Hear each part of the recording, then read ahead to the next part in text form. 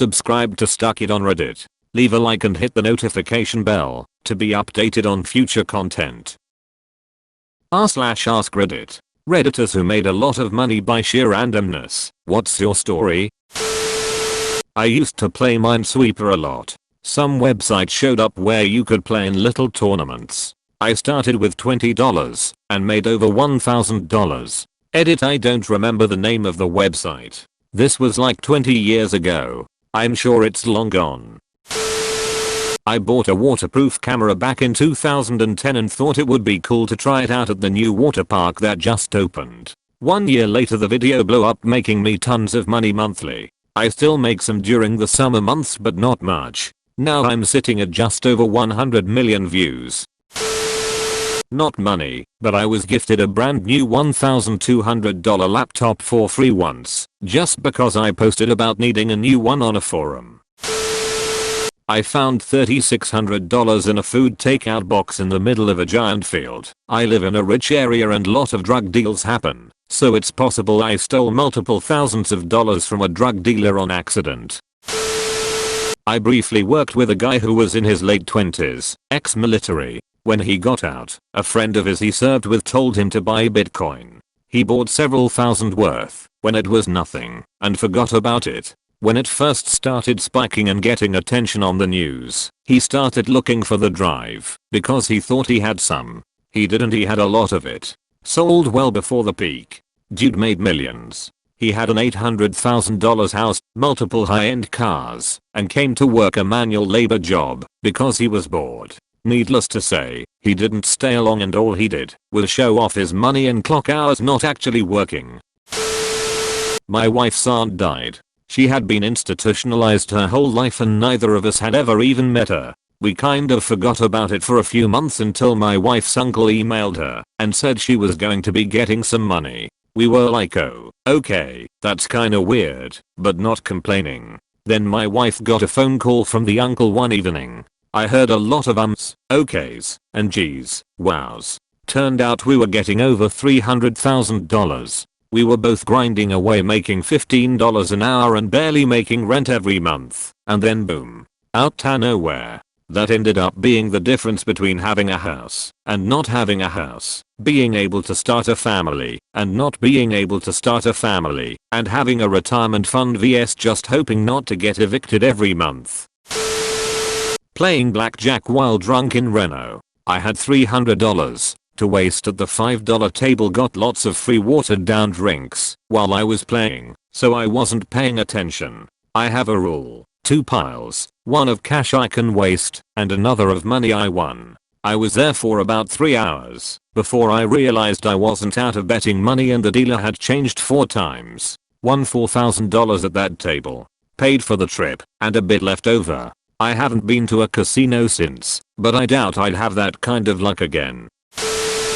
I had a boss who was single, no kids, and making around $250K a year. He was set to retire around age 56, and the company begged him to stay on another year, so he did.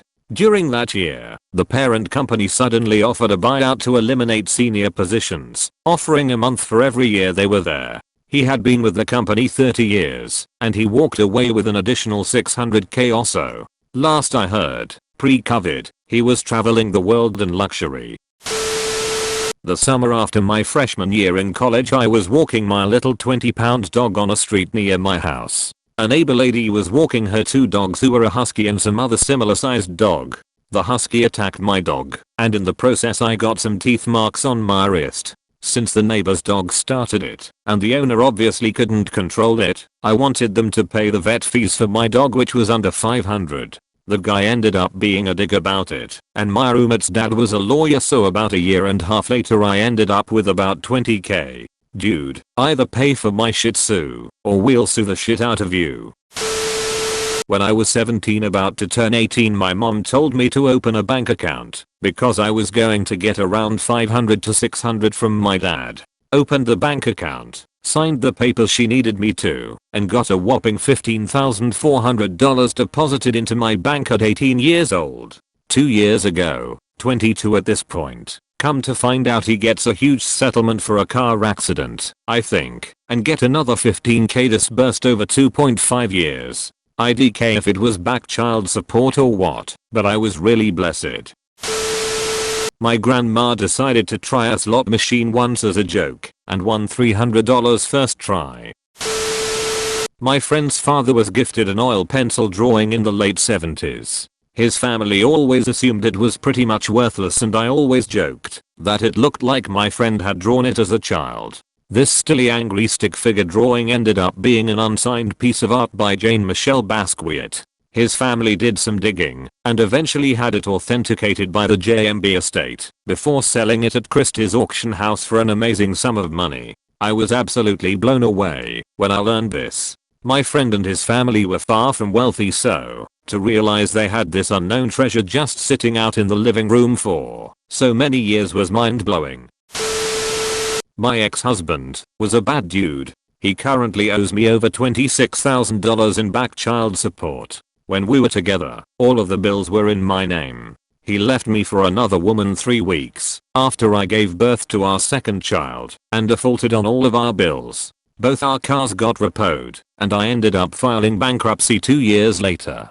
Last year I got a notice in the mail from the lender of one of the 2 repoed cars. Apparently there was a class action lawsuit against them for hidden fees, and since the cars were in my name, I was getting a refund of a few $1,000s. I was able to use the money to help move out of my mum's place.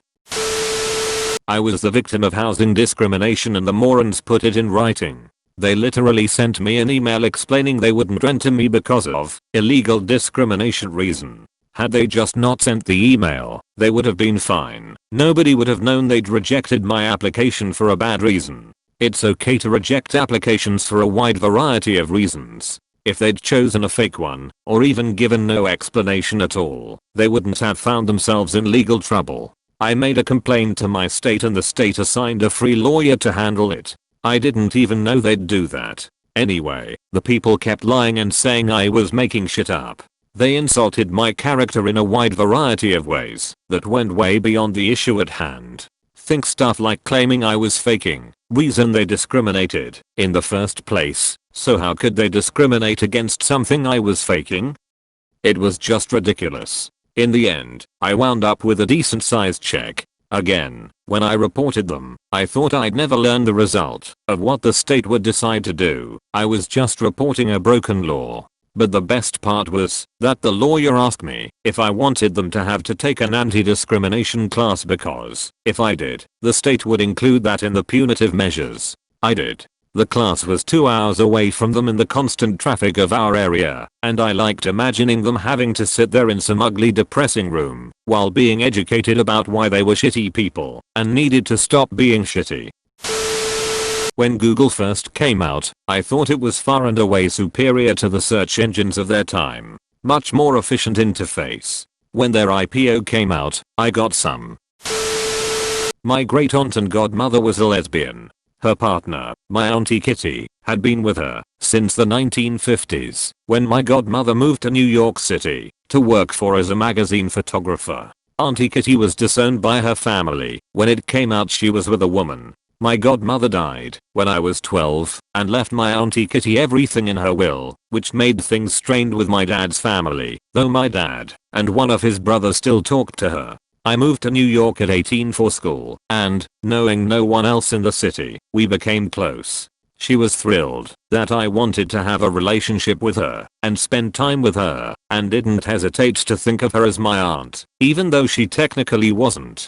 She was legit the greatest, and we spent holidays together, and she would come to things I worked on, and I knew all her friends and she knew mine. I basically spent a decade with her being like another grandmother to me. As she got older, she'd repeatedly remind me I was the executor of her will, that I was to follow it to a T, and none of her family was to get anything. I got the bulk, my dad and uncle got some, and my sister and my nieces a little. I knew the woman had money. She had a vacation home in the Carolinas and a brownstone in New York City, but since they were bought in the 70s, I figured outside of real estate, there wasn't much. I was very wrong, and inherited enough that potentially I wouldn't have to work ever again, if I didn't feel like it. I like your story.